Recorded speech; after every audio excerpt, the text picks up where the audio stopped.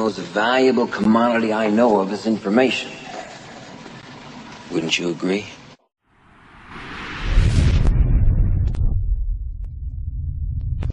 It is a summation of more than 20 years of research on one subject, and that is, why do some people do so well in life, while so many more do not? And the first thing let's talk about is the magic word. The experts call it the most important word as far as the results we get from life are concerned in this or any other language, and that word is attitude. It is our attitude toward life which will determine life's attitude toward us. Let's face the fact honestly that we shape our own lives, and the shapes of them will be determined by our attitudes. A person with a poor attitude toward learning, for example, isn't going to learn much until he changes his attitude. If we take the attitude that we cannot do something, we generally will not do it. An attitude of failure, and we're whipped before we start. So we know then that what we receive from life, what we accomplish or fail to accomplish, is due in large measure to our overall attitude. William James of Harvard University put it this way: "The greatest discovery of my generation is that human beings can alter their lives by altering their attitudes of mind." And isn't it wonderful that we have this measure of control? Before we start talking about our attitude toward the world, let's talk about our attitude toward ourselves, since it is the attitude we take toward ourselves which determines our attitude toward the world. Now, right here we come to a rather strange fact. We're so familiar with ourselves, we tend to take ourselves for granted. We tend to minimize the things we can accomplish, the goals we can reach, and for some equally strange reason, believe others can accomplish things in our field which we cannot. There are literally millions of human beings living narrow, darkened, frustrated lives, living defensively, simply because they take a defensive, doubtful attitude toward themselves, and as a result, toward life in general. Many people are suspicious of and oppose change, yet change is the one thing in life on which we can absolutely count. People who stay young all the years of their lives not only welcome change, but see it for what it really is: new opportunity, new chances for further fulfillment. Attitude is a reflection, a result of a person's will.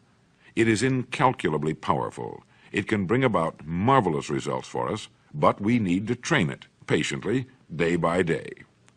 Now let's talk about the attitudes of people who are successful. The top 5% of the people who go sailing through life from one success to another, and who, even when they fail at something, shrug it off and head right out again.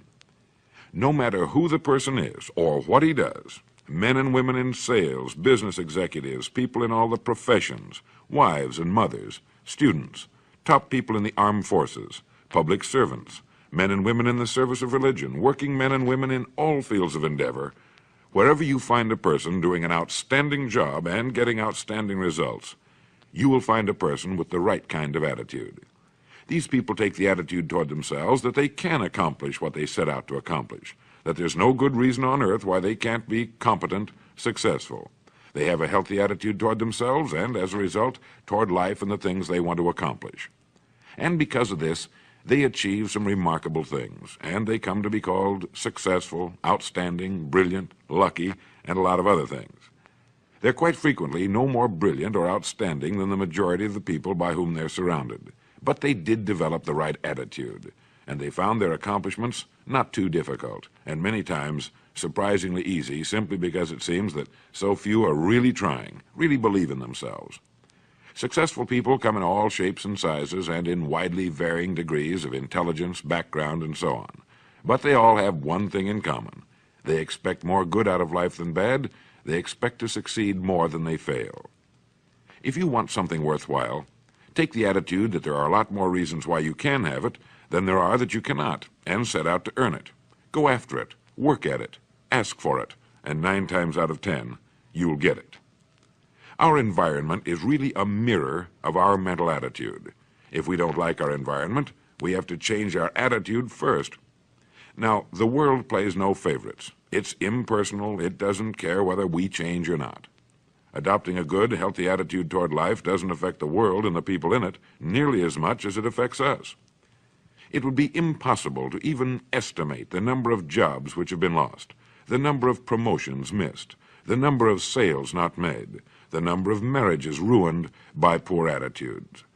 but you can number in the millions the jobs which are held but hated, the marriages which are tolerated but unhappy, all because of people who are waiting for the world and others to change toward them, instead of being big enough and wise enough to at least make a test which will prove beyond any shadow of a doubt where most or at least a big part of the trouble lies.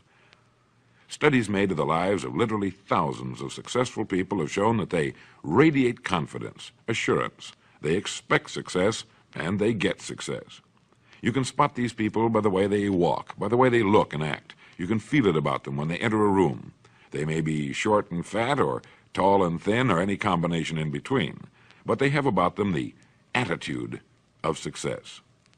In the record Greener Pastures, I'll get into this next statement, but right now I want you to realize, if you don't already, that in 5 years or less, you can get right to the top of the work you're now doing. I know this, but the important question here is, do you know this? The minute you do know it, you'll have this right attitude I'm talking about. The easiest and most effective means of forming a good attitude habit is to begin to act as though you have a good, positive, expectant attitude toward life. That's right.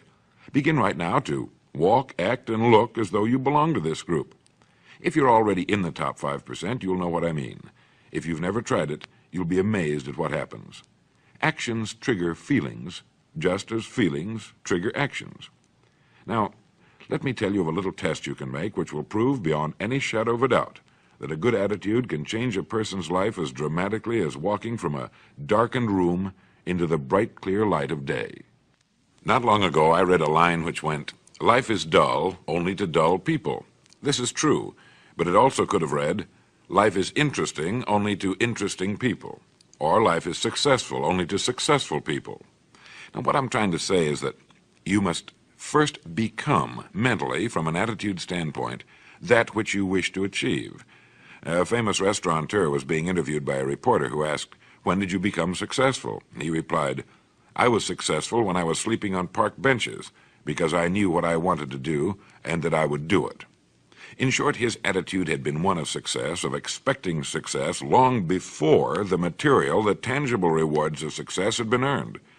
We'll get into this particular phase of Lead the Field in record number 3, A Worthy Destination. But for now, remember that a person must act, look, and because of these things, feel successful before the success he seeks can come. Chances are you know people who seem to be what others call lucky. All kinds of good and wonderful things seem to happen to them, and they give the impression of happily sailing through life, having a wonderful time, and getting more accomplished in a year than most people do in 5. This has been figured out fairly scientifically, and if anyone will conscientiously go about the test I'm going to recommend, and stay with it every day for the next 30 days without fail, that person can join this small, happy, and extremely productive group of people. He'll find himself becoming lucky, as they say, and most of his problems will pretty well take care of themselves. Of this you can be sure. The results will be nothing short of amazing. Now, it makes no difference how good a person's attitude has been in the past. Anything can be improved upon, and it's the small refinements upon something already good that makes it great. So here's the test. For the next 30 days, act toward the world, everything and everyone with whom you come in contact, with the attitude which represents the kind of results you want to achieve. That is, if the result you want is more success in what you're doing, act as though you are already in possession of the success you seek. If you want others to treat you with admiration and respect, treat others with admiration and respect first. Have you ever stopped to think of this? Every human being on earth is the most important human being on earth as far as he or she is concerned. You may never get anyone to admit it, but it's a fact. So for the next 30 days, treat every person with whom you come in contact as the most important person on earth, remembering as you do so that as far as that person is concerned, he is. Now, the reason I say treat everyone in this fashion is mainly because this is the way human beings ought to treat each other, and because it will help you form a habit that will bring you amazing and delightful results for the rest of your life. Have you ever noticed that the higher you go in any organization of value, the nicer the people seem to become? You see, the bigger the person, the easier it is to talk to him, to get along with him, to do business with him. Do you know why? It's because he's got a good attitude, and people with the best attitudes just naturally gravitate toward the top. So for 30 days, act toward others and the world at large in exactly the same manner you want the world and others to act toward you. Treat your wife or husband as the person he or she really is, the most important person in your life, and the same with the children.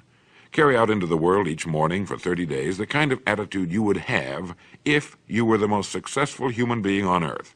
And notice how it quickly develops into an habitual attitude. When a person does this, he should realize he has already placed himself on the road to what he seeks. He is right now in the top 5% of the people in this or any other country. He has prepared the ground and planted the seed. He has made of himself a magnet, an embodiment of that which he seeks. Before metal can be cast into a desired shape, the mold, the expectant receptacle, must first be fashioned. Before a building can be erected, the excavation must be made and the foundation laid.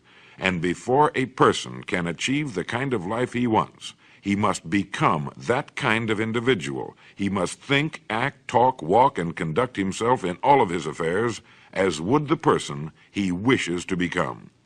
He is then actually that person, and the things that person would have and do will naturally come to him. Almost immediately, a change will be noticed. Irritations that used to frustrate and annoy disappear.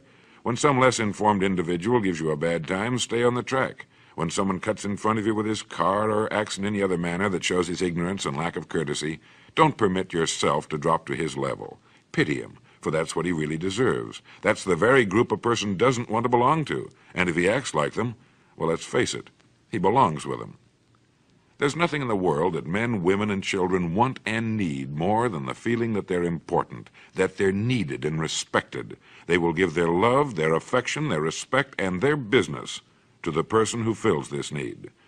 So the magic word is attitude. And in summing up, a few points to keep in mind. 1, it is our attitude at the beginning of a task which, more than anything else, will affect its successful outcome. 2, it is our attitude toward life which determines life's attitude toward us. 3, we are interdependent. It is impossible to succeed without others, and it is our attitude toward others which will determine their attitude toward us. 4, before a person can achieve the kind of life he wants, he must become that kind of individual. He must think, act, talk, walk, and conduct himself in all of his affairs as would the person he wishes to become. 5, the higher you go in any organization of value, the better will be the attitude you'll find. 6, your mind can hold only one thought at a time, and since there's nothing at all to be gained by being negative, be positive. 7, the deepest craving of human beings is to be needed, to feel important, to be appreciated. Give it to them, and they'll return it to you. 8, look for the best in new ideas. As someone said, I've never met a person I couldn't learn something from. 9, don't waste valuable time broadcasting personal problems. It probably won't help you. It cannot help others. 10, don't talk about your health unless it's good. 11, radiate the attitude of well-being, of confidence, of a person who knows where he's going. This will inspire those around you, and you'll find good things will begin happening to you. And 12, lastly, for the next 30 days, treat everyone with whom you come in contact as the most important person on earth. If you'll do this for 30 days, you'll do it for the rest of your life. In the next recording, I'll talk to you about greener pastures. But now in closing, remember the words of Walter Dill Scott of Northwestern University. Success or failure in any undertaking is caused more by the mental attitude even than by mental capacities. Thank you. The most valuable commodity I know of is information. Wouldn't you agree?